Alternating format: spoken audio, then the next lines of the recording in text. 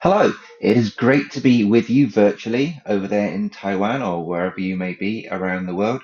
My name's Chris Hughes, and I am representing my co-author Akash Saini, and also more broadly the Cybersocial Learning Laboratory at the University of Illinois at Urbana-Champaign. And I'm going to talk to you today about a piece of research that Akash and I have conducted that we are titling Student Perspectives on Gen AI and Peer Feedback in a Cybersocial Learning Environment. Implications for Educational Design. We'll kind of unpack what all that means as we go through this presentation. So our interest in cybersocial learning and the use of integrating AI and peer reviews in feedback on students' work comes from the rapid growth of cybersocial learning environments. So we can see all around the world in many industries the integration of digital platforms and social interactions. This is particularly happening in education. And we are really interested in how that can be leveraged to provide effective feedback mechanisms for learners. As we'll see, there's a complex picture of preferences from students around AI and peer reviews, and that kind of is one of the catalysts for our interest in this topic. So what we want to do is we want to investigate the perceptions of students around generative AI and human peer feedback on their work. We want to look at the advantages and limitations of both of those types of feedback, and we want to think about how those advantages and limitations can be used to inform educational designs in these new digital learning environments. Previously, there has been a lot of interest around this topic. Some of the benefits of peer reviews have been noticed, that they enhance skills, they boost motivation, they support metacognition, so thinking about learning. And then from generative AI reviews, they're timely, they can be personalized, they're consistent, and they often align closely with rubrics. But there are also challenges from peer reviews. There's sometimes a lack of specificity noticed. Sometimes there's issues around validity, and also they can be time consuming. So either they take a long time or they might not arrive at all. In terms of AI, it has been noticed that there are inaccuracies. So sometimes AI can do things like hallucinate, which means that it gives you an answer that may not be rooted in fact because it wants to provide an answer. There's been a lack of emotion and engagement noticed, and there's also transparency issues. So we don't really know what's going on all the time with the AI and how it's coming up with the feedback that it's providing. So based on the literature that we reviewed, there has tended to be a preference for human reviews. So from that, we are using a survey tool that has within it three items that are designed to measure the quality of AI, the usefulness of AI, and the actionability of AI. Usefulness is kind of more the potential use for it, how closely it's aligned to the rubric, whereas actionability is more kind of like the practical steps that people can take to improve their work. And from the literature we've reviewed, our hypotheses were going in that human reviews would be better in terms of quality, usefulness, and actionability. A quick note on what we mean when we talk about cybersocial learning environments. There's a QR code here you can follow to read more about cybersocial learning from Bill Cope and Mary Kalantzis. So it's the interaction between humans and machines. And in cybersocial learning environments, some of the characteristics of these environments that we're looking into is that they're multilinear, they're collaborative, they're transpositional, reflexive, and non-scalar. This is a quick look at the learning environment that we were investigating. It's called CG Scholar, Common Ground Scholar, and within that there is an integration of AI. It's a ChatGPT derived tool, and it's used as part of the process that learners go through, in which they receive a review from AI. In the data we're looking at here, the AI was the first to give reviews, and then later they receive peer reviews as well, and that may or may not be an important aspect of that, the order in which they come, and that is something that we will talk about a bit later in our future research. So you can see here some screenshots about how the students are receiving the feedback. On the on the one side, you have feedback from the AI. You'll notice that the AI feedback is kind of like a block of text, whereas on the other side, the feedback you see with the connecting lines indicates that for peers, they're able to directly annotate within the text. And again, that might be one of the reasons for the findings that we'll see later. So that's something to bear in mind. One important thing to share is that this research was conducted in the context of a recent retrieval augmentation generation, RAG, intervention in the cybersocial learning platform. RAG is designed to address some of the perceived failings of AI. Mostly that AI can sometimes hallucinate, which means that it will come up with answers that may not actually be true, out of a desire to satisfy a prompt.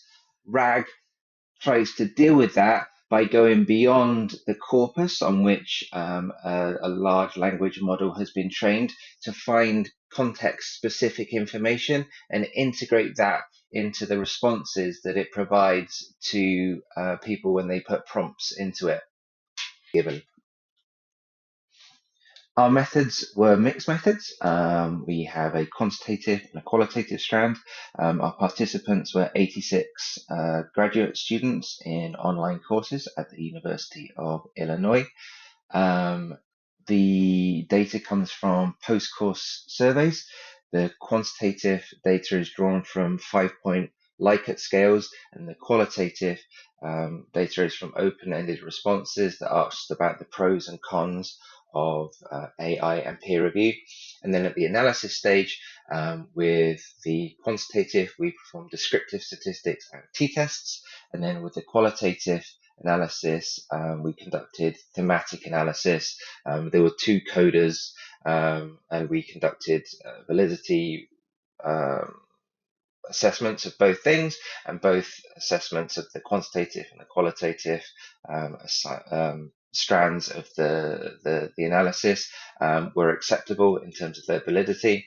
So we feel confident in the findings that we're about to show you. So some of the key findings against our hypotheses across the board, the AI reviews were perceived to be better. Their ratings were higher in terms of quality, usefulness, and actionability. This is on a scale of 0 to 4, 0 to 4, which means that the threes there are pretty high. And you can consider 2 to be the medium there. And you can see that there's a pretty large difference in terms of quality and usefulness amongst the responses. Smaller one for actionability. And as we will see, with quality and usefulness, we found that they were statistically significant, whereas actionability was not statistically significant. So with the perceptions of quality, we did find that the perceptions of AI reviews was higher, statistically so. And then when we looked at the qualitative data, and we conducted our thematic reviews to find out why that might be the case. We found that some themes emerging were that AI was valued for its thoroughness, its objectivity, and its clarity, whereas human feedback, the cons of that were that it was perceived as shallow, subjective, inconsistent, and prone to errors. In terms of usefulness, we found again that there was a statistically significant preference for AI reviews. We found that related to quality, AI was viewed as having strengths in terms of timeliness. It was instantly generated or very quickly generated, and it was closely aligned to the rubrics. And then from the human, from the perspective, the perceptions of human feedback, the qualitative analysis showed that learners felt that there was delays, they were incomplete, and that they were misaligned with the rubric. In terms of actionability, there was no statistical significance. AI was rated higher, but not statistically significantly so. And in terms of the qualitative analysis that we conducted, we found that from AI, there were direct suggestions, but they were sometimes overwhelming or too broad. So there's just too much information, and it wasn't pinpointed enough for the learners to feel like that they could do something with it. And then from the human side of things, there was an emotional connection. The learners felt that there was practical advice, but they noticed that it sometimes wasn't specific enough, again, for that kind of pinpointed actionability to be there. We saw earlier that in the literature review, there had been a preference found for human reviews over AI reviews. Our findings challenge those. We found that AI reviews were preferred to human reviews. We also found some things that supported prior research. For example, the strengths of AI in terms of its timeliness and its thoroughness, and also some previous work that had advocated for hybrid approaches. So, what are the implications of the findings from this study?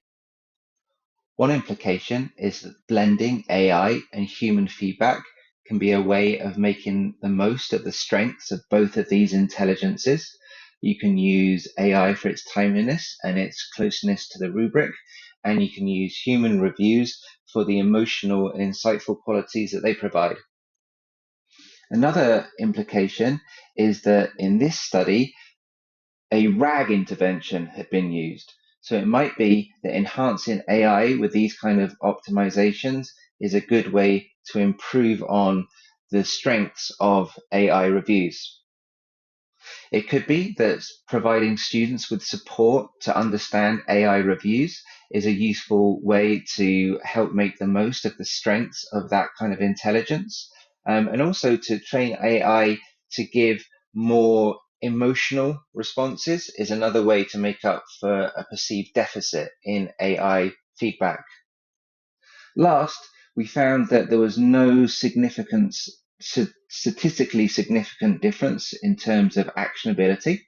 So it might be that looking for ways to make AI feedback more actionable is a useful avenue to explore. Earlier, we saw, for example, that the AI reviews in this context were presented as blocks, whereas the peer reviews had direct annotations. So if we could find a way to directly annotate the AI feedback to the student's work, then that might make it more actionable. Intelligences. There were some limitations to our study. It's context specific. Most of the participants were US based graduate students. It's platform specific, so we're looking at CG Scholar, so more needs to be done to look into different learning platforms, and then the context as well. So the length of terms and the things they were studying may all be limitations. So there is a need for broader research into different contexts and different platforms. Some of the things that we, Cash and I, and more broadly the cybersocial learning laboratory are interested in.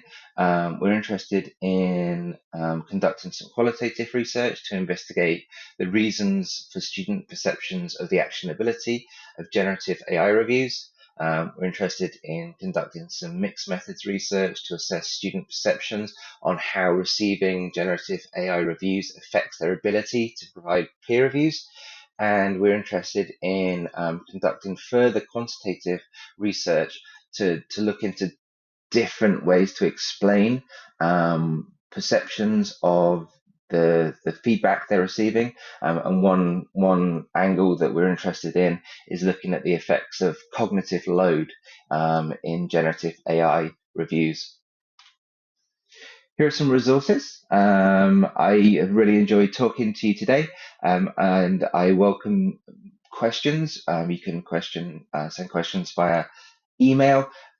We invite you to engage more fully with the work that we're doing as a laboratory.